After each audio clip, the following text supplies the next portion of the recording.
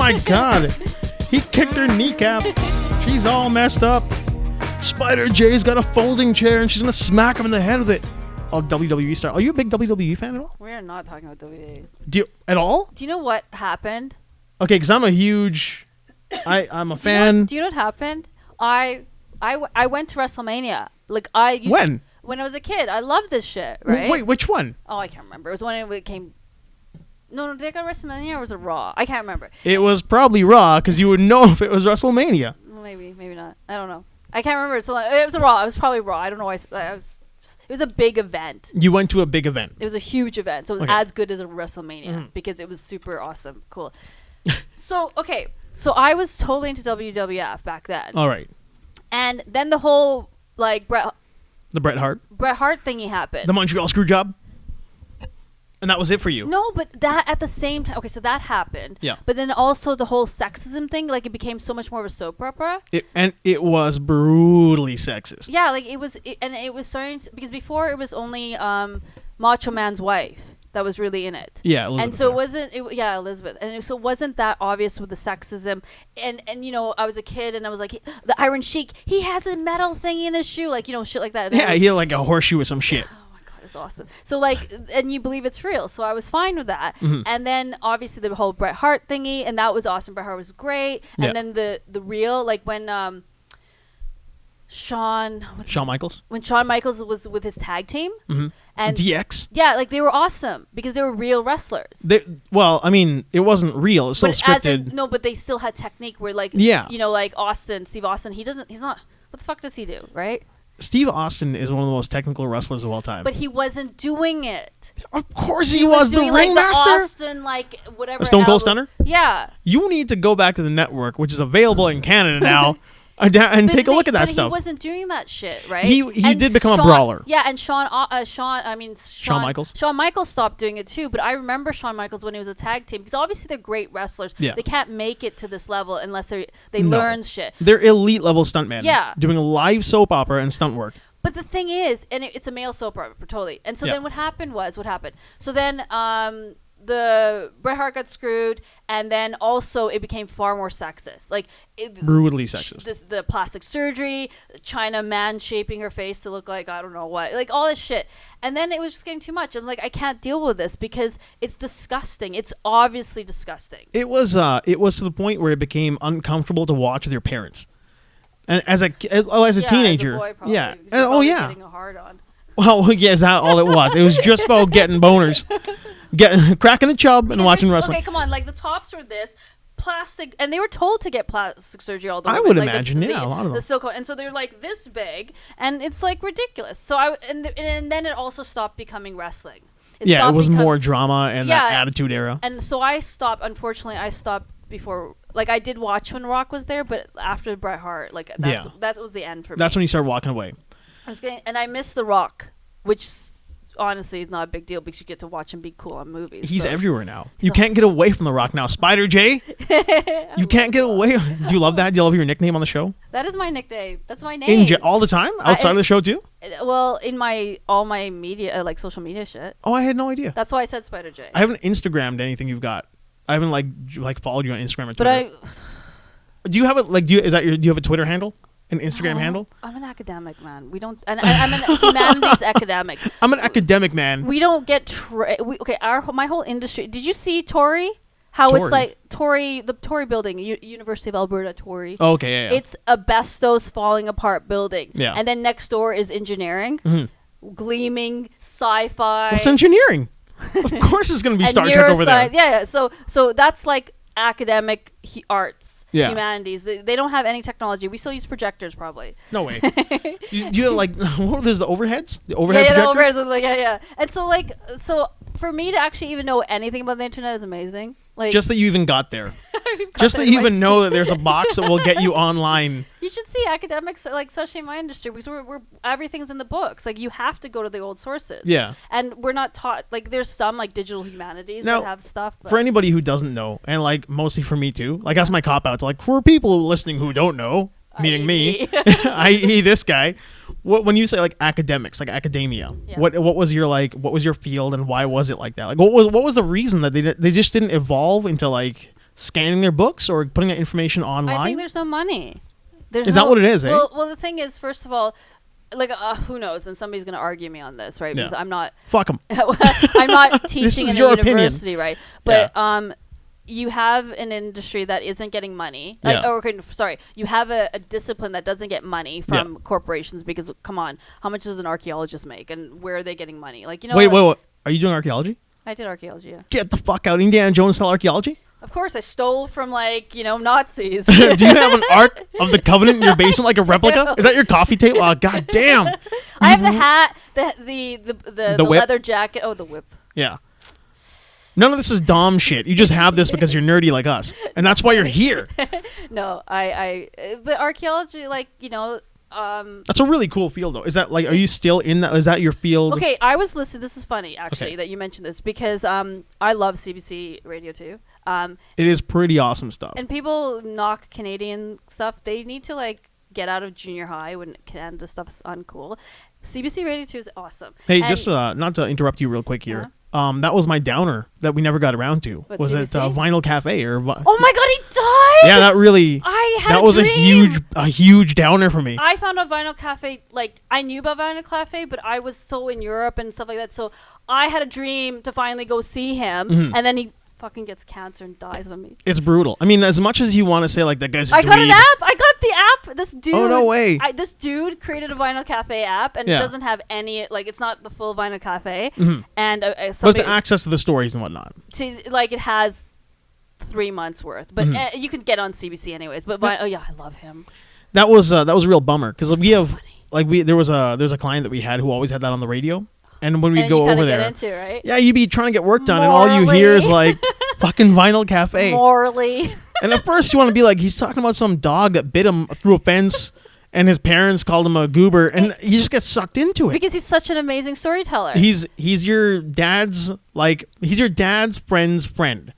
Your dad doesn't hang out with that guy, but his friend does, and sometimes he comes over and says some weird shit, and you're enthralled by him. Reminds me of one of the CBC. And I should remember their names. The dude guy who you think should be who you want to meet in real life because he just has information of everything, and he's got perfect recall.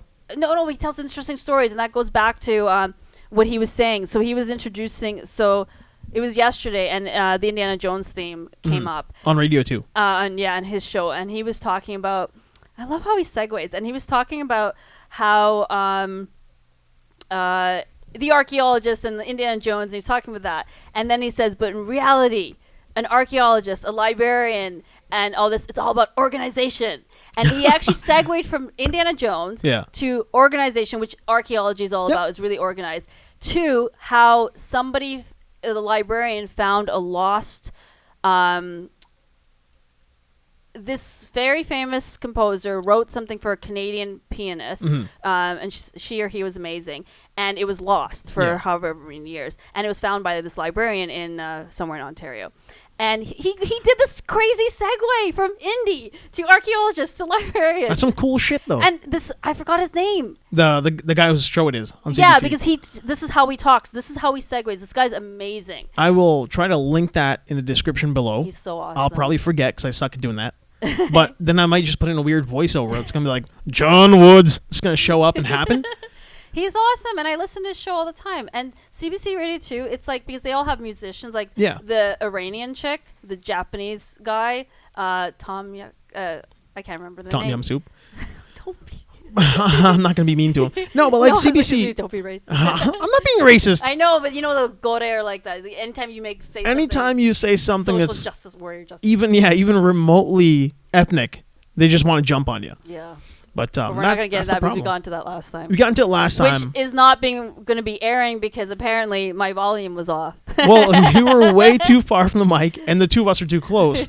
So if somebody would listen to it, it'd be super quiet. They'd turn the radio up. My squealing voice. Yeah, and then all of a sudden what would happen, because we have such ghetto professional gear, I can't isolate that. So what would happen is we'd be super loud, and then you'd be really quiet. I was. And then we'd make people deaf. But I had no idea that you were into the archaeology there. Oh, yeah, no, I did archaeology. That was your field. I didn't do many because I was very... Oh, so that's not the field you're in now, though. Well, okay, the thing is I went to classical archaeology, and you don't need to dig. I think one of my professors was You're not a relic hunter. Oh, no, you can't be a relic hunter. Oh, come on. But you dig, and there's something meditative about it. I fucking love that shit. I mean, like, one of my favorite things to do more than Saturday Night Live on Saturdays is letting that tape run long so I can get Museum Hunters afterwards. You know, because that show just like blows my mind. You should watch the British stuff. They have the BBC. Because we don't have your last episode here. You're a huge BBC fan. I lived in England. Yeah, and I'm like, you're not gonna get weirdly posh on us now, are you? No, I'm talking to Canadian. I can't. My sentence structures only work that way in England. All right. No, I lived in England and I got to see a more holistic world. England is pretty friggin' chill compared to like the Western. I mean, they're like the Western world, but Eastern. Well, no, they just have more. They're more open. Well, if you look at the media now, but like, I mean, like what's happening now. Yeah, okay, maybe not in the last year. It's just like they have a longer induction with ethnic minorities. Absolutely. For lack of a better word. And so as a result, and what's happening now with Brexit is a result of having immigrants and colonizing for centuries. So it's just and Europe's just more, well, they're around longer. They've experienced stuff. Do you think a lot of that was due to like British guilt of being such like an invasion force? What, white man guilt that even like when we were in elementary, little kids were having? Exactly. Do you think it's like that British white guilt? They're like, we really fucked the world up. Let's bring them all in. I don't know. And bring them into our culture. I'm not white to understand who's feeling guilty or what. All I know is they have a bandage society where I remember I was out with these like white guys and I'm hitting the table. Sorry. A lot. I can't help it. It's too close. The mic, the that's table. All right. Just don't worry about it. You need a gap here so I can move my arm. Nobody listens to the bumps. They don't care. And I was like, oh yeah, that brown person there, and they all kind of whipped their heads and like, are you racist? What? No, I'm brown. And I'm like, no, I'm brown. I'm Canadian and brown. That's what we say. We say in color. Yeah. But after living there for so long, I felt very uncomfortable saying, because you get indoctrinated in the culture. Mm-hmm. I felt very uncomfortable saying brown, white, black, whatever. And it really irked me because I knew of a different way of communicating. Yeah. But I was tiptoeing, and they have a Band-Aid culture. So you're deemed to be racist for noticing color. That's brutal. But then... that's everywhere now, though. I mean, the social justice warriors are ramming it down our throat, but the thing is, if you're not online, you don't see them, right? Do it, don't you? I mean, like, there are people in the news, like, you always hear some story about, but if you're not, like, paying attention to that, and if you're not a part of that demographic, like, maybe because you're more social media active, maybe you see it more. I am not. Could be. And I don't see it as much. Could be like a more, it's like, if you buy a red car, suddenly you see red cars everywhere. Yeah. So because I hear it in one source. Well, that's like my exhibition I did, right? Like, I was telling you. Was this a feminism exhibition? No, it was, no. No, I don't think. I don't know. We were kind of talking about that. I don't know what's going on there. I thought of feminism because that word saying it was like celebrating the 100th anniversary of women's right to vote in Alberta. Yeah. Right. And so after I did that exhibition, I became so aware of the injustice and it was a side effect of that. It wasn't like I was looking at modern people and how women are being integrated. It was just being aware of what women were going through, which obviously you're not taught in school. Nope. And learning that women only. Like, I knew women didn't have the right to vote for a very long time, but knowing that we weren't even considered people until the 20s. Yeah, it was in modern era. Yeah, and then not even, and then like, you know how they did the thing with the natives right now, Aboriginals, what's it called? Oh, the reconciliation? Yeah, but it was a government thing. Mm-hmm. So they did that for the status of women. I can't remember what decade.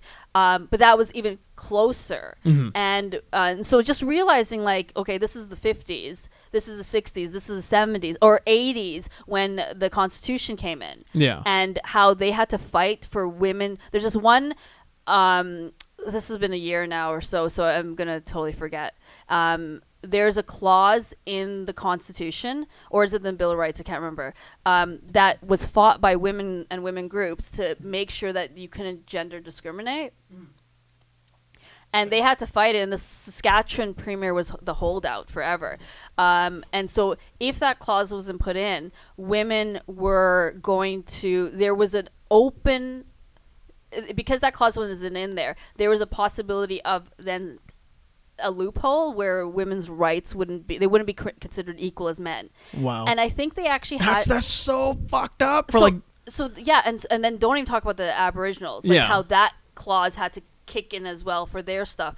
But okay, so this was what 82 Mm-hmm. when the Constitution came in. They had to wait because the provinces are, and it's fascinating once you actually learn about Canadian how things are run in Canada. Just because the federal government does something, you still have to get the provinces to do it because provinces have dominion over certain things, and healthcare is a big example in education that we kind of understand that the federal government really doesn't have power over in some capacity. Yeah. I'm really like being Well, careful that's the and shit saying that, this. like- People are going to correct me on No, this. And I I'm mean- telling you right now, this is coming from this is my memory. This is like, generally people should know we are first and foremost a pop culture comedy shit show. Yeah, I'm And this already is a getting lot to of more. there's a lot of anecdotal stuff. So I mean, at the same time, like you should be looking this shit up if you're questioning look something. this shit up because this is like 2 years ago I studied this. Yeah, it's like you should look it up because I mean, realistically, like you have to think there are things that don't know happen about our you don't culture. know We don't that know about were Canada. Like, in look at our education. lifetime.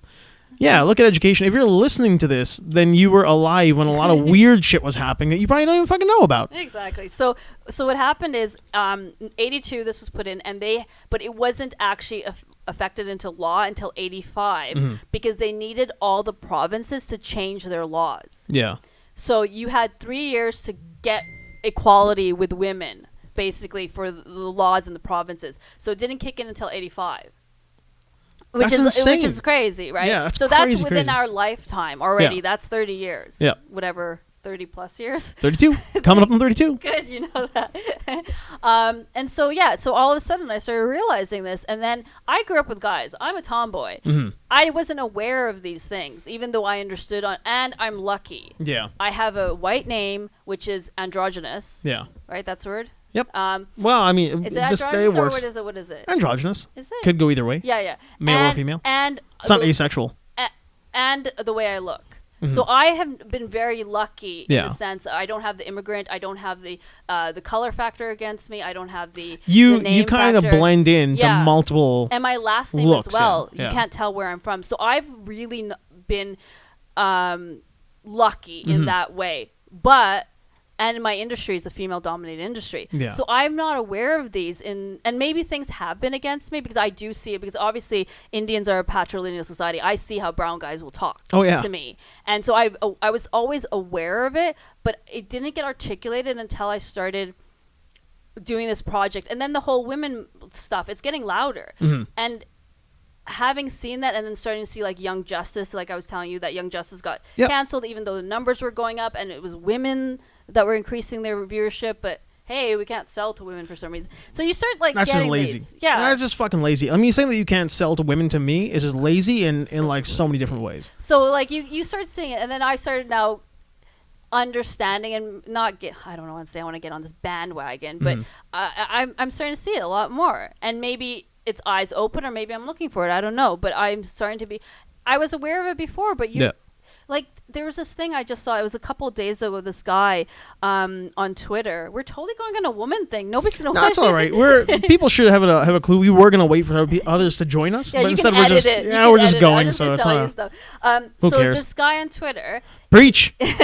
he wrote a little story, and it was on March 9th. He wrote it, and so it's still on the it's still got its 15 minutes of fame. So he was talking. It was him and this chick. I think they were copywriters, and they were in the small company, and their boss was sexist and whatever. Yeah. And so she was taking forever to get her work done, but he was getting a lot faster. And the boss was like, "Can you watch her and make her go faster?" But Like plug her along a little bit here or what? yeah, and so he's like nagging her to hurry. He feels like shit, and she's like, I'm trying. And because they were doing the same thing, I think they were on the same something that they can have it sign off as either person. Yeah. So he was one day randomly sending these emails to this one client that's usually normally quite chill to work with. But all of a sudden, it was some resume thing or something.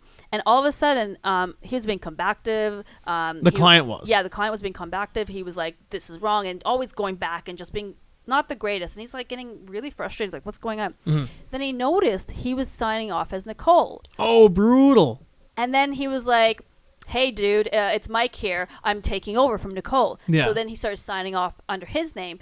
And then all of a sudden, The context hasn't changed. none of the advice was changed. Oh, thank you for this. Oh, this is such a good advice and blah, blah. Nothing's changed. Oh, yeah. So what they decided to do, so he's already like he's seen this and he's like, oh, okay, so maybe this dude doesn't like her. Maybe that's what he was thinking. I don't know. Maybe they don't get along for whatever reason. Yeah. So they did this little thing. The two board coworkers are like, why don't I sign out as you and you sign as me? Yeah. She had her for 2 weeks. She had her most productive 2 weeks of her No life way. in that job. Now, and he had hell. He even wrote it was hell. Because he just couldn't get anywhere because these guys are combative with him. Because he always had to prove it. That's fucking brutal. Was that why she's having a rough start at it to begin with? Like she just couldn't get any progress done? Because she always had to justify and defend and had to sell the idea because they were...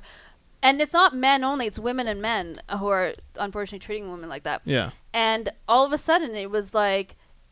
Because she was Mike, she didn't have to justify it. And he's like, is this what you go through every day? It's like, yeah, this is my life. That is rough. I mean, I've worked in an industry as a bouncer. We had women working with us, and it was rough to see how guys would deal with them at a door compared to us. And at the same time, like, how far should I let it go before I step in?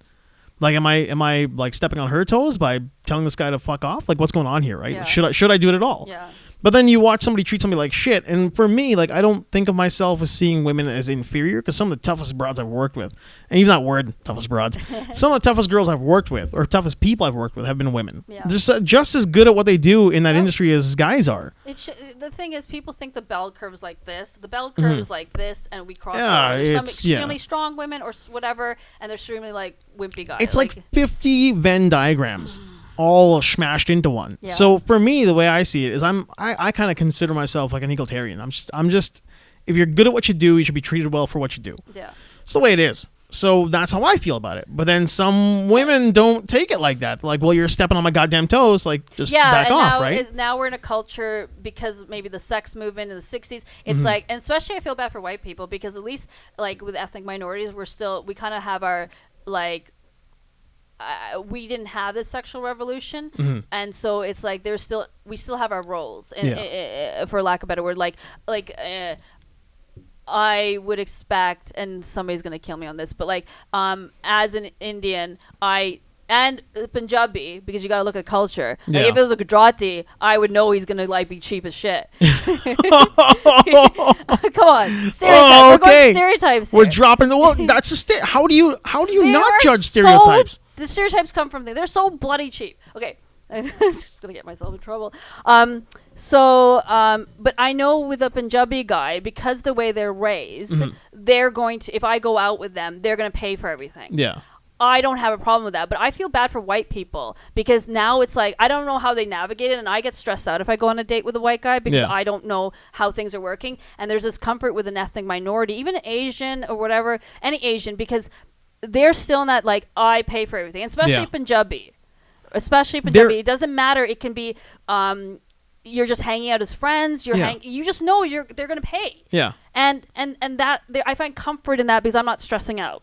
You're not stressing out about whether or not you should be like liberated and offer to pay a little. I mean, wait, do you at least offer to pay? Like, do you even like, hey, I'll get the coffee if you get the movie. Like, some people I don't, because I know they're gonna just pay. Yeah. And also, they're always earning more money than me. I'm in the humanities, so but I, like, when I dated this white guy, I was earning more money than him. I didn't mind doing it, and so I know I have that in me. Yeah. But at the same time, well, you're not a complete monster. is what you're saying. I'm not a gold digger kind of thing. Like, but I've been like lucky or unlucky in the sense of like, well, unlucky financially because in the humanities, so I always know I earn less. Yeah. But it's but then also knowing culturally.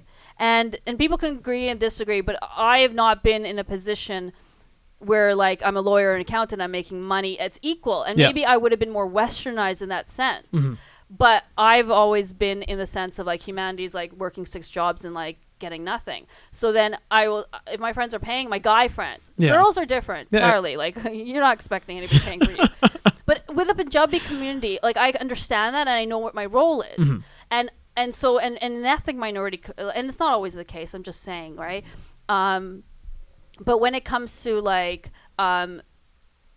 guys, I feel bad, because especially white guys. Especially white guys. Well, because you're indoctrinated, I say you as a brown guy, you're indoctrinating what you're supposed to do as well, being from whatever community and stuff. You kind of, like, I'm super westernized. I mean, like, as a guy who grew up mostly in Canada, or in Edmonton. Yeah. Yeah, I'm super westernized. Yeah, and I mean, but then how popular were the brown girls? how popular? You mean in my world? I've never dated a brown girl. Yeah, see that, and that's the thing. Like, and so if you're so westernized and you're not dating brown girls, then you're not. Then you're in the same boat as like probably the white guys, right? I'm like an angry 80-year-old though. I'm a really bad person to put in this demographic for. My longest relationship, like no word of a lie at all. Like the longest was, if I had to guess, was 5 months. Oh, I'm bad awful. Too. I'm bad. Yeah, I'm the worst. Actually. So like I look at guys. That's the reason we're not married. Yeah, we're brown people that are in our 30s that are not married. Not married. That's just like our parents are secretly disowning us. We're a friggin' sitcom in our family life because it's the truth. Like no, it's not a sitcom. We're the horror stories that you tell the kids. Do you want to be like? Oh, from the parents' point of view. Yeah, exactly. And the kids, because you're a spinster. Oh my god, you're a spinster. No, that's a white name. I'm what? What's the Indian way of saying it? Well, no, you're just like. Well, I'm sure there's no women like that because they've been forced. They're to get married. all married. Yeah, I mean, by the time they're 30, they've already had like 4 kids. Yeah, it's brutal. It's no, I know what I'm. Do westernized. Oh, there you go. Do westernized. Exactly. Do westernized. That's exactly what it is. Yeah. But like I'm fairly lucky too, because like I mean, I don't have like a huge family unit just like breathing down my neck all the time. We're a very small family. Yeah. And we're a very close family too, right? Yeah. So we don't really have that kind of go get married, go to the. I'm sure like if I go talk to my mom. If you were like that, you would have been dealing with it since your 20s. And yeah, you're not I would have dating known. brown people. Exactly. Yeah. I'm not dating a lot of brown girls. Well, any brown girls, right? And that's not because I'm like staying away from them. It's just like the families aren't really that appealing to me. I don't want to get into like a huge, big cultural family melting pot situation, right? That's not really what I want. I'm super independent. I travel a lot. Yeah. And I just don't think that family dynamic fits in with what I want to do, right? It's hard. Like, definitely hard. But white people got it tough as far as like the dating world goes. And who knows, maybe in the 20 years, like since I was thinking about it, or noticing it, not 20 years, I'm not that old, but like maybe. Well, you've been thinking about it since you were in your 20s. Well, yeah, it's not 20 years yet. Yeah. But like maybe they figure it out, but I'm not in that culture to know how things work. That's I just know this whole Dutch thingy, and I like the thing is people like, oh, you're feminist, and they're like all crazy, and I'm like, I will admit, like I don't want to, like I'm all about evolutionary psych, and it's resource willingness, resource potential. And this might piss off guys, but and this is dating. Like if you want to win a woman, and a lot of women, they might not. Oh man, if you want to win a woman. Yeah, what the fuck? You want to, because social justice warriors are losing their shit right now. They are. Oh, you can say I'm old. I'm out of touch. But the thing is, so I was doing evolutionary psych, and a lot of people can like argue about evolutionary psych because you're looking after the fact, right? So you see people culture today, and then you're putting the perceptions of what culture is today onto the past. So one of the things that always stuck with me was male resource willingness and resource potential, and it's not that there's not studies done in it, but like, okay, for example, and you can see it like. Obviously with people that are considered gold diggers. Oh, I look at this guy's car. And even I found out in Alberta, people judge women will do it on the trucks. Yeah. Ugh, I'm not a truck The big person. quad cabs? Yeah, and so like even a guy will put out his phone, and let's say it's the newest top of the line, whatever crap phone, and he's perceived more it's status, desirable. right? Yeah. But also the first date is if the guy's going to pay. So if the guy pays, then it shows resource willingness to pay for you. That means he will be taking care of you and the child, and resource potential is like his phone out there or what car he has. So on an evolutionary psych thing, women are geared, and then you have the social aspects of it as well. You have women gearing on potential and willingness, and social aspects, like for example in an Indian community, he has to be a doctor, like that stereotype, but like it's if he's a doctor, and that again links into willingness and potential. It's so weird how like that alone is almost like a weird new world way of thinking of what like an alpha male is, or like how you because but it's not. It kind of is, because the idea of an alpha male now has been fucked up. Everybody thinks an alpha male is that guy who's screaming in the bar with his fist in the air. It's not. An alpha male is like... No, that's not an alpha male. Most people think it is. No, they're misusing the term. They're misusing the term. It's a provider. The top man. The top male provider for everybody. Not even a provider. It's the alpha of the group. How can anybody think screaming in a bar is an alpha male? Friggin' like fight teams called Team Alpha Male because like you're the best ass kicker in your group. They're using the word alpha. They're misappropriating it. No, because if you're in the context, look at it. If let's say it's a fight team thing, you want the alpha to be the strongest guy and whatever loud screaming. Like but if you look at what an alpha male is, it's from the pack herd. Yeah, from like pack, exactly. So From the wolf pack The mentality. strongest, the strongest that dominates the group and is the leader. But he doesn't necessarily dominate. Well, the group. dominate as in like he gets first access to the women. He gets first access, because but not he's able to beat the shit out of because he's able runs. to. But he doesn't do that. It's not the most violent animal. No. But he's proved it. Yeah, he's proven himself. So he's like the biggest. He's the silverback for the gorillas. He's the alpha. The alpha is just the top one. Yeah, no, but society is calling the alpha male like that group of dickheads in the corner of the bar who like to scream the loudest and wear Ed Hardy gear. They wear bedazzled jeans and shitty T-shirts. See, this is where the academic in me comes up. I don't even see how that's an alpha male. But you're doing it right though. Yeah. I mean, not buying into that is the right way to go. But the way common society puts it out there, yeah, they fucking think they believe it, baby, because that's what they do. They call that guy the alpha male. That one guy's the alpha male in the group. Well, that could be a whole table full of alpha males. Really, they're all betas. You can't have an alpha. No, they're all beta males. You can't have more than one. Every group has an alpha, just like how the Duff thingy. That I love that story. Oh, is that what the designated ugly fat friend? That's stupid too. No, but I mean, there's only one, right? You can't have 7. You can't have 7. There's only one alpha. You can't be a group of duffs. If you you look a bunch of duffs. Yeah, you It's not like a bag of popcorn. Yeah, so I see. This is where I'm out of whatever Twitter. And I'm Twitter's sure that somebody will argue for and against both our points there. But just from what I've seen, that just seems to be the way people think of what an alpha is. But it could be a terminology appropriation. But that's not. I think that's exactly what it is. I cannot see people saying that in the sense of the definition. And again, I'm not watching these shows, and I can see that the alpha is an important term, and I can see shows like that saying alpha group this and that. It makes sense because it's the powerful male, but I can't see how people ubiquitously says that this is an alpha male. But then again, whatever. But that's the problem though. And that's the thing. That's why there's but if we use the terminology of what an alpha male is, there's always that attraction because he's the strongest. But that's what I think, you're saying there with the fellow who's got he's got a nicer phone but doesn't flaunt it. Well, no, yeah, and but it is the subtle flaunting of and guys do that. There's a reason why they're buying this stuff. They may, why they're showing off.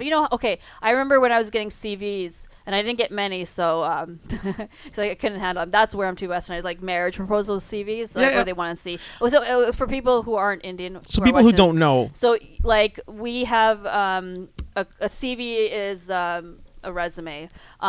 So what they'll do is when because you have families being involved in setting up arranged marriages, and arranged marriages, as you guys understand it, is not actually what an arranged marriage is, right? It's think of it blind dates. So parents set up blind dates, but we are a huge diaspora community, so you will have proposals from India, for example. So and if you can't get your mind around it, talk to an Indian friend or an Asian friend. Go watch Meet the Patels. Yeah, Meet the Patels is a good example. That's bonkers, and it does and really good. I didn't know about the Patels, that they're just I knew there's a lot of Patels. Oh man! But Patel again, yeah. So whatever. Anyway, the whole idea is there's an index of people, and your parents can leap through. There's that, but there's so basically people will send you resumes, your resumes of who you are, and then a photo. So I would get resumes, CVs of these guys, and that's so fucked up. And I didn't get many because I was very against it because I was young at the time. So I didn't get many because it just weirded me out. So I would get CVs of these guys from India because that's more standard than here, and they would have no personality because obviously it's a resume. And they would talk about how much they have in their cars. Yeah. And so even if it's not now these are people you would actually speak to. No, I didn't get to the speaking part. The resume sent first. I thought you would talk to them. They'd be blind as shit. No. If you look at their resume, it's like a job. You get the resume, then you decide you want to speak to them. So I got the resumes, and I'm too Western to find that appealing, and I know there's a lot of brown girls will do, and a lot of women who will look at car and money, and he would say the guy was wealthy, like he had money, and he was talking about his car and saying, I have this car and this and these are my interests, and I'm like, but again, they're showing resource willingness and resource potential. Yeah.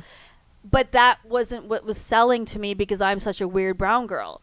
And that's not, yeah. Come on, it's not typical like brown girl. You're not a typical brown girl, but like you're a human. Yeah, but like, I mean, that's human. But like so typical, weird. But it's not. It's you got a billion people that are doing this. Like what's weird is probably like I guess like it's really no different than eHarmony. Like realistically, like how different is it from like like online dating, right? You're putting together like what you have and who you are. It's only weird. Any of this shit it's only weird because one has not seen it or been a part of it. Yeah, I guess that makes a lot of sense. Like like and yeah. And like this whole people like, oh, I never do arranged marriages. Well, have you had a blind date? Yeah. Have you had your parents hook you up on a blind date? Had you had friends? Well, guess what? That's what we define arranged marriages. It's the truth. I cave pretty hard there because the truth is like it's not. I just say it's weird because that's not something I would do. Yeah, exactly. And I'm not. Yeah, that's a really good point. I found it weird as well because it's not something I would done. Mm-hmm. That was me in my 20s. Would I consider it now? Most likely I will because I'm older and wiser and I don't really care where I'm going to get my what's the method I get my guy. Yeah. But the people that are doing the resumes are a demographic of people that would not want to be married to me. Yeah. Like they will look at me and say, oh, she's pretty because Indians again is skin color. So I am pale. That automatically puts me on a good-looking list. That is super appealing to Indians. Yeah, and so it's not like I'm not being vain when I say like it's just because of my white skin. People should know. Like I mean, I really didn't know until like around 2007-8 when I went to India, and there are advertisements on TV for companies like L'Oreal to bleach your skin. Yeah, they do bleach, and you get like 5 shades and lighter. That's Chinese. Like, they all do it. They all do it. It's not if you're dark, you're poor because you work outside. That's just, and that's not racism. That's the mindset of that part of the world. But it's not even. It's beyond that because it's like even if you're dark skinned. Well, the thing is, white people want to be dark. All the colored people want to be white. Light, yeah. So that's simple as like summary. But so they would look and. Where was I getting on this? I lost it. It was you would absolutely do a TV now and find out, and you're appealing because you're light skinned. No. So no, I wouldn't absolutely. But the thing is, the people that would do that. Yeah. Wouldn't like I can't marry somebody from the Bend. Mm-hmm. Like there's no way because there's certain expectations and understanding that I don't meet anymore. Mm-hmm. So even somebody will say, "Oh, she's pretty because she's white." Yeah. There's no way we could even interact on this, like much less be married, right? Wow. So it's just I hear that. No, it's a good rant. I mean, like I just take it for granted a lot of times. I think that I don't have to deal with that kind of stuff, and I don't. You're I'm super I don't. Yeah, exactly. You're a guy. You're so and lucky. I'm super selfish. It's the truth though. Like guys, like we realistically in that dating world. As weird as it gets sometimes, like, am I allowed to go talk to that girl right now? Can I say something to her? Like, is my dialogue going to be seen as being sexist or abusive or rude or violent? That's what things you have to think about. Those are things that we have to think about. Lucky. I wish I could be thinking about those things. Yeah, but like at the same time, back when you were in high school, that was your biggest problem. Like, should I walk up and say hello, or is she going to shoot me down in front of my friends? Your biggest problem was like, go up to the girl. Should I go up to the girl? Oh yeah. Not even worried about how you're going to talk to them. Oh, good Lord. Your ass is so puckered. You have no idea. It's like you could shit inside yourself walking up to those girls. Which is like great. Like that's. But like, those are the biggest problems we had. Yeah. Yeah. But it's cool that those are issues. And now they're like, people are saying, oh, girls should go up, and like apps like Bumble make girls talk first. And fair enough. Like those things I don't really care about. Yeah. Like, but being Indian, being from a certain generation, and also having lived in different countries, I have certain expectations. Yeah. And that might not win me with feminists or anything, or that definition. And that's just you determine what works for you. And for me, and also being Punjabi and being raised a certain way, like you have all these layers.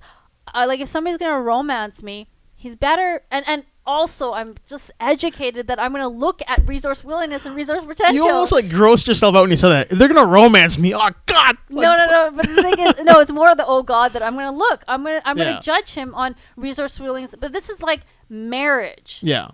This is not like dating. This is marriage. So, like, That is tough. Like when you think about I it. just lost any ability of me ever getting married right now. I don't know. Like for guys, it's easy. Like like for the longest time, right? Does she look like she's gonna have kids? Like can she provide physically for children? And then a big butt and evolutionary, right? Yeah, like, evolutionary psych. It's like because like somewhere in the brain that still clues in for a lot of people. But the ratio changes. Like if you go to like Africa, the ratio. There's a ratio. It's a legit thing. It's not like. This is like an actual real. Yeah. So there's anthropological thing. It's butt, is that right? Anthropological. Yeah, we could say that. Sure. Psychology, evolution, like whatever. So there's butt, hip, and bust ratio, and that's where the whole 32 whatever. I don't even know what that weird ratio. That perfect golden angle of size. You know, back in I remember the 80s. The old Jack Chipper shit. Yeah. So but they actually are they vary in cultures. So in Africa, it's a higher ratio for the butt. And maybe the stereotype black guys like bigger butts, but Africa, it is a higher ratio. Yeah. And then other countries of what guys are attracted to. Yeah, so the ratio is not a fixed number; it actually changes for which ethnic or what part of the world you're in. So that's why, for Africans, it's a bigger butt, and hence the reason. There's more. They have bigger, beautiful butts, right? And our ratio, I don't know what for Indians are. I don't think they did one, but like it varies through cultures. Western society, the ratio is going to be different to wherever else. But guys are looking at that. They see that. That's what evolutionary psych says. Yeah. And what else do they look? And then youthfulness, obviously, because you have to be so. And then you look at like. Rod Stewart or Mick Jagger marrying these beautiful young women, and you see that evolutionary psych thing playing out. Resource potential, resource willingness. These guys are loaded. They're not attractive men, but they're getting beautiful models, and that's what the women. Well, they're not complete dickheads either, though. It's not like they're Trump. Like but look at Trump. Yeah. Then you got a Trump. She's not there. No. He had 3 wives. Yeah. 2 were models. Yes. So again, so you got resource willingness potential. Women aren't looking at the looks because these are highly unattractive men. Yeah. But then the guys are marrying highly attractive women. So you kind of see these evolutionary psych theories playing out in the real world in extreme methods. And Mick Jagger, how many times has he been married? Consistently. It's been gorgeous attractive models, younger than him by like 20 years minimum. And age again, because you need youthfulness to procreate, right? But that's just it. Like, I don't think, like, personally, when I think of that kind of situation, as a guy, number one, like, I don't know what you have in common with a girl 20 years younger than you. Like, I'm not going to talk about Pokemon Go. I don't even know if 20-year-olds do that shit. Like, I don't know what's going to happen, right? Sex and she has the energy. I don't know. Yeah, that's about it. But the thing is, like, it's arm candy because guys, it's to show my vigor. Yeah, that's for those guys. I mean, it makes them look good. All through. This is through evolutionary psych. Like, this is not like cultural observations. We're just kind of saying. But that is a trophy wife for that guy. And that's what they want. That's what they want. Do guys look for intelligent women? Like, do a majority of guys want intelligent women? Yeah. I mean, do you want to have a conversation with a sponge? No. You want? I'll say absorbing information, giving back. Like, I don't know. But no, I mean, I do. Most of my friends do. I'm not a married woman because the thing is, a lot of guys will say, "Oh, I want a woman to tell me what to do." Like, not tell me. Sorry, that was bad. No. Some guys do need that. But no, that's not the ones I attract. That's not what you're talking about, though. I want a girl who has the strength to say no, who's not going to be like yes, and they say that, and so they're intrigued by it. But then when they actually get it, it freaks them out. They can't handle it, and a lot of. Again, I don't want to say a lot of guys because I haven't dated all the guys, but all of them. But a lot of the Asian population, and maybe that's too big either, having a woman that is westernized, which means they'll look at you in the eyes, they'll actually have an opinion, and interest. It's very hard for them. And my theory for, like, example, and I'll just say the Punjabi or guys I've known, is that it's because they are, if you're in a patrilineal society and you are told your God's gifts to humanity by your family, and your birth was celebrated but your sister's wasn't, whatever, right? Like, you just have that culture. Or you're like, there's 5 siblings and you're the only boy, because all the others were girls. Well, you got a halo. Yeah, and so that kid's got a friggin' nonstop glow. Yeah, and so then all of a sudden you're in this world and you might not even realize it, and all of a sudden you're like God's gift to humanity, and then you have a woman all of a sudden, your whole life that's never happened, in your family setting, let's say, and then all of a sudden you start being interested in somebody, and they're all of a sudden not treating you like that. It's subconscious. You're not used to it, and you don't know how to handle it. It's so crazy. I feel bad for guys like that too. Oh yeah, no, I mean, I think there's a weird way they grow up. It's almost as strange as like those. We're two worlds still. Yeah, it's two completely different worlds. And same house. Yeah, no, not even that. Like, yeah, and I agree with that. But I'm saying like we're still Eastern, we're still Western, and so when you have like if you look at India and here, or Vancouver's a good maybe example, I don't know. Like you have the women be super educated, but the guys not. And I've noticed this thing where the women are getting really educated in India. They're marrying like Canadians that aren't educated. And but so, you mean legitimate post-secondary education? Oh yeah. Not that you're like a dumb guy. No. But like you're not legitimately like, post-secondary educated. Women are getting super educated. I just want to say that because like I didn't go to school, but I'm a smart guy.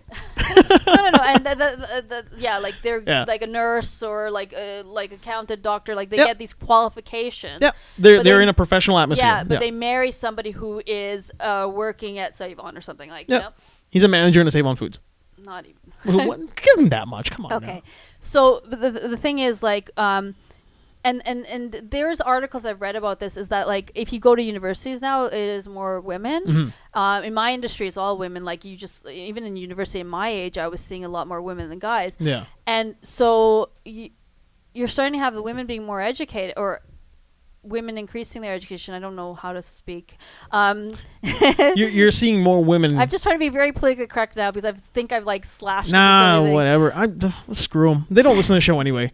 Those PC bandits, they can go fuck themselves.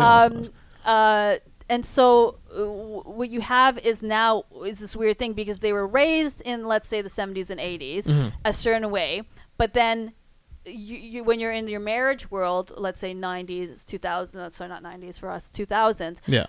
You were having the women being with the thanks to the sexual revolution, we're going on this different vein. So you're being raised in an old school way, and the women are a result of the revolution, sex revolution, and guys are having a hard time to fitting that in, and then as a result women are too because you're seeing a lot of successful women that aren't married that are single. It's changing like roles at home. Yeah, and then it's like and so there's a lot of confusion and we're in that generation where there's that confusion and I think maybe the next generation will be better equipped because the guys will know their space or how to function it's going to evolve into this world.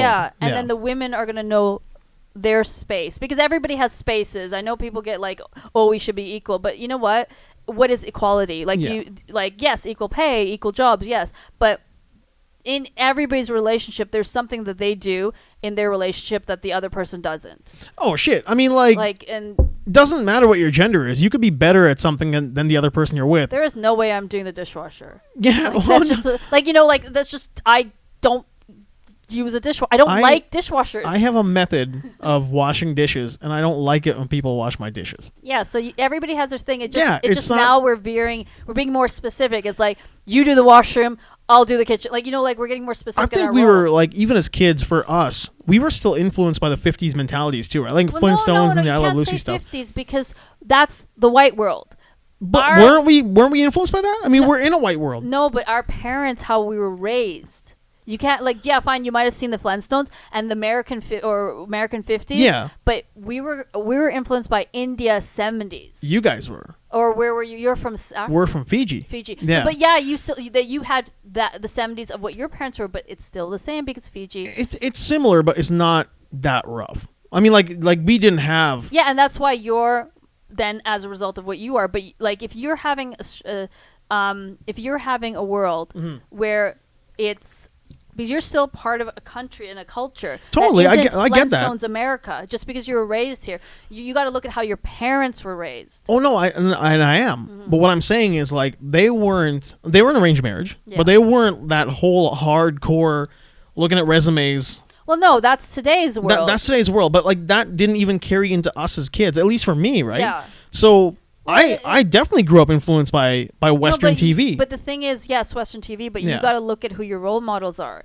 So your influence. Flash Gordon. Flash Gordon. I'm saying. No, but you got to look at how your parents' relationship were. Well, yeah, and they were very westernized as well. Yeah, and so that's why that led to you being more westernized, Yeah. right? And same with me. But I like, but the thing is, like, yes, you were influenced by these TV shows, Mm-hmm. but at the end of the day, it's how your parents raised you and how they were raised. Like, so what I'm just trying to say is that you weren't 50s America. You were 70s Fiji. It's weird, like when you do say it like that, that I'm gonna agree to disagree to a sense, because like when I do look back at the way they were in Fiji that time, it wasn't India by any means. No, of course not. It's and Fiji. it didn't. It's Fiji, yeah, but they right? were super Western. You got to remember that was a British colony, right? Yeah, and that's why. Yeah, like, so their but then influences were very Western. But then, And isolated. But then, super isolated. But then I'm agreeing with you because Yeah. you're not from 70s India, like which Yeah, and absolutely from not. the village, like which my parents were Yeah. from.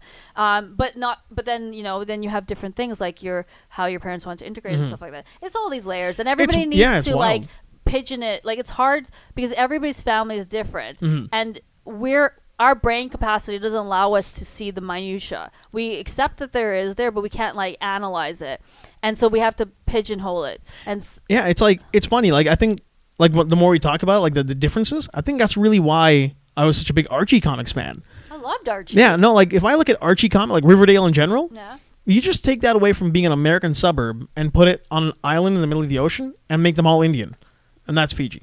So there's a brown-haired guy being fought over by two Give them girls. all black hair. Give them all black hair. But yeah, and no, it's like I could probably get tons of stories that would be very similar to that. Like I mean, but it is an all-person story. It's very Yeah. well.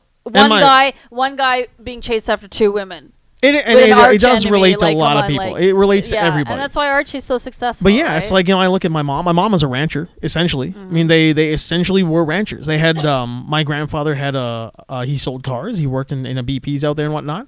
But they had a small ranch. They grew up like in that kind of lifestyle. So it was very like colonized. Yeah. That English colonial lifestyle Yeah. molded them to what they were. They had their own kind of identity based off of that. Yeah. But yeah, it wasn't very Indian India at all. Yeah, but it's way more British than. Way more British. Yeah. Yeah, way more British. Yeah, and just then I think the isolation does that a lot too. Yeah, and then also, but then then the certain aspects of the Indian is the fusion of the food and stuff like that. But but you're agreeing. We're kind of agreeing, in anyways. Like we're still a subject. You cannot ever. I'm not fighting with you. No. I'm kind of saying no. I'm saying as an emphasis, like you can never ever discount culture. Yeah. And how it plays into, and how somebody interprets it, like how my parents interpreted certain aspects of the culture fed into how I was raised. Yeah. But when people are talking about these things, it's very hard to talk about those minutiae because then it becomes personalized stories, which in the end everything is, but then you need to explain it in a way that you can make it ubiquitous to everybody, right? And that's a hard thing to do, and that's where stereotypes come in. I am the worst academic with my stereotypes. Stereotypes are great. You've been to India, eh? Yeah. Yeah, I mean that was for me a big. Yeah, because you probably didn't have family there, right? No, I didn't know anybody out there. For me, like to go over there and see the differences between what I would have seen, having been to Fiji and then saw in photos and heard as like anecdotal from my parents and whatnot, compared to how I saw India, it was black and white. Yeah. It was brown and vanilla. It was very, very different. Well, yeah, you got to think of like what was your grandparents came into Fiji? Yeah, my grandmother was born in Fiji. Oh, but shit, my grandmother and grandfather both on my mom's side and grandparents on my dad's side. Yeah. And did your parents ever go to India like prior? No. So yeah, you have stories. Members of our family did. Yeah, so you have stories for school. of like 3 generations back of what India was like. Yeah, it's something. That was under British rule. Totally different place. Like they didn't experience like what my parents had to experience with what was like post-colonial and stuff like that. There's no easy way to just say that like all experiences are different or they're all the same or they're all this or that. It's like you just can say the token words. All experiences are different. Yeah, we get it. Yeah, we get it. Like they're all different. I mean, that's it's like as much of a like you said, a token phrase that is. It's an easy way to say it, but that's all it really is. It's just an easy way to pass it off. Because our brains can't comprehend that. Yeah. When the robots take over, then it'll be awesome. Fuck, you went to the robots, huh? I can't wait. I can't wait till doctors become robots because And I have to thank my a family friend cousin of mine. He showed me this YouTube video because he's all into this shit, and he was showing how it'll be better when doctors are robots because they can access all the research the in databases, one go, yeah. and they can diagnose you better than a doctor because they're valuable, right? Did you ever see the This is I'm not going off topic here. Did you ever see that IBM the Watson computer on Jeopardy? Like the big computer? Yeah, Watson is that super AI that IBM built. Yeah. No. I haven't seen Jeopardy in years. Whoa. Okay, how about this? I haven't seen Jeopardy post mustache. Okay, so keeping that in mind, Watson is a super AI, and it competed with two huge champions on Jeopardy. Probably won, right? Yeah, but it didn't just win because it was better at them. But as Alex Trebek is reading the words, the questions, Watson's getting the entire thing. Yeah. It's getting the entire input before Trebek can get it out. He's doing Google, you put the words exactly. together and he's starting to he has to form a sentence. sentence. Yeah. Whereas Watson gets the entire input in one go and already has formulated an answer and is ready to give it. Oh, wait a minute. No, sorry. I thought, okay, wait, let me see if I'm understanding. So when the sentence is being when Trebek is forming the sentence. So do you know who, and he's what I thought was meaning is that it's kind of like Google, when you put the words together, he's getting all the information associated with those words. No, from my understanding, what happened was Watson already had, those questions were just a button away for Watson. Whereas Trebek has to say the word to the two male live living contestants, whereas somebody just hits enter and then Watson's given it. So it's like a copy paste for Watson. Whereas humans now have to hear every single word and then formulate what they mean. But if he's just saying do. Yes. Watson's not getting do. Oh, he gets the full sentence. Yeah, Watson's getting But you still get the process. Once the sentence is completed, which Watson's getting at the end, they're processing. No, because Watson's got the entire thing before they even heard the whole sentence. How does he get the whole thing? Because all they're doing is hit and enter. You get it? Because, the AI, sorry. The AI. The AI is, okay. So, he's not listening. The AI is not technically advanced enough to listen. Yeah, listen to that. So he hit the enter. Yeah, somebody's already typed the entire thing out. But then he does a search. But then once you get but how is that an advantage? Because they hear it, they can respond. This is like a deep learning computer with access to. Do they hit enter before they finish the sentence? Oh yeah, That's the not second. Fair. It's totally not fair. It was a commercial for IBM. Realistically, this is a commercial for IBM. They should hit enter at the end of the sentence. Yeah, but that's not happening. Because he has 30 more seconds of searching the answer than they do. About that. Because, if you're starting this... Okay, if Trebek says do, and enter happens for them... Yeah. For the AI. I don't believe it was. Because Watson was... it had the answer before they even had a chance to hit the buzzer. Then he definitely got the... He hit enter before. But, that is a big commercial for IBM. Did they say when the enter was hit? They didn't, but the speed Watson had the answer ready, it couldn't have been that fast. It couldn't have been where... They should have said that. Yeah, it should have been clarified. Then that would have made me cool. Watson's so I'm awesome. cool with Watson. Yeah. Yeah, and I'm not. But, at the same time, that's what I'm getting at, though. Is if that's the speed that he can come up with an answer... Even in that time frame, then machines taking over is going to be a very short trip. I can't wait till we have doctors. I just want a self-driving car. Well, I don't want to deal with fucking traffic. That's going to happen in your life. It's when the guests... I don't get the doctor robots in my life, dude. You at least get the... How do I get a doctor robot? No, you get the self-driving car. Yeah, that's all I want. Yeah, exactly. You're going to get that in your life. Oh, I get what you mean. Your technology won't hit you, but mine will hit me. Yeah. Okay, I totally get that. Yeah, so screw you. It's when you're talking to Cody, I want teleportation. Cody was our last guest of last year, and he's like, yeah, imagine getting into your car and falling asleep, and then your car wakes you up in your garage. It's the closest thing to teleporting. No, it isn't. Totally is. You're passed out. You're dreaming when you leave work. Okay, but I can be passed out when somebody else is driving, and I'm not being teleported. But that's just it. That's what's happening. But if you get behind the wheel of your car and you fall asleep, you tell me that doesn't feel like teleportation? No, that's just silly. You're just not a guy is the problem. I need a dumb boy brain over here. Spider Jai, that's our time. Otherwise, we're going to start boring people. Get into it. Aren't you editing? No, this is all going to go up. How do you not edit? But you have to edit. Oh, no, I don't. Why? Because, we didn't then it becomes piss boring. people off. We didn't, throw racial slurs at people. I'm sure I did some... You're telling me this whole conversation wasn't fun? As somebody talking, you're That's what just a podcast talking. But no, podcasts can be edited. It should be. No way. It's a slice of life. Because, it's then, how, the professionals do it. They'll have, What do you mean, you're saying I'm not a professional at this? until you have 1 million subscribers, you're not professional. Listen, lady. No. Okay, but no. But I don't think Joe Rogan's got 1 million subscribers. It's like you have 5 minutes on a topic because you know people's attention span. So like, okay, we're gonna talk about this, and it's 10 minutes. Yeah. And this then is like randomness that people. Exactly. And then while your friend is getting dinner ready, they turn this on and listen to two people ranting, talk. being racist. That's exactly right. We were not one bit racist. We were a little stereotypical. More you than me. I'm going to admit that you were incredibly violent. I'm very stereotypical.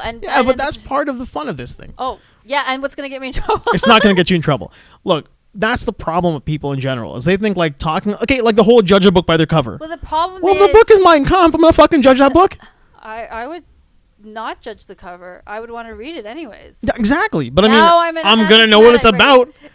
No, you're not anti-Semitic. I just want to, like Dan said, I want to know what fucked up things like I was thinking to write them down. But it teaches you about the history of Germany when you do that, because you have to understand where Hitler's coming from. Yeah, I mean, that's why I don't like burning books, censorship. Well, banning, burning, all that shit. Psycho was banned in England when it first came out. Oh, wow. I love that book. American. There's no reason to ban. Yes, there was. No, there's never a reason to ban it. But I can understand why they were very like hands off on it. This is the 80s, and but American Psycho is literally one of my favorite books, and I'm not a fan of mass murder or anything. Well, no, but it's inside the brain of a psychopath, right? It's not even that. It's well, it's not inside. It is inside, but it's an inside view of the 80s. Yeah. And I was a kid in the 80s. I just saw it like Wall Street. Like I just saw it like on the outside in a way. Mm-hmm. But yeah, American Psycho. Well, anyways. American Psycho is really good. Digressing. Yeah, I still think you should edit. So no edits. Not at all. I am going to thank my guest today, Spider Jai. We're going to drop all your information in the description below. There's no information. I am not social media. I believe there's a shady.com somewhere in there, and we need to like... the only reason I mention it is because I'm so effed off with it. I will never do it. But you have Instagram, yeah? Yeah, but I haven't really posted on it. I'm so not social media because I'm too fucking old to care about this shit. Well, it's going up there. I should be a mom, married with a mom who has... I'm too busy to put my life on social media because I've got an actual life. You've got kids and soccer practice. Yeah, I've got an actual life. And like a duffel bag in the back. And I don't see the point. Right now, this is where I'm aging myself considerably. That's what I'm saying. Right now, there's like an incredible thing happening where you're telling people how old you actually are. Child of the 80s. You're a spinster. I am. No. Do vested.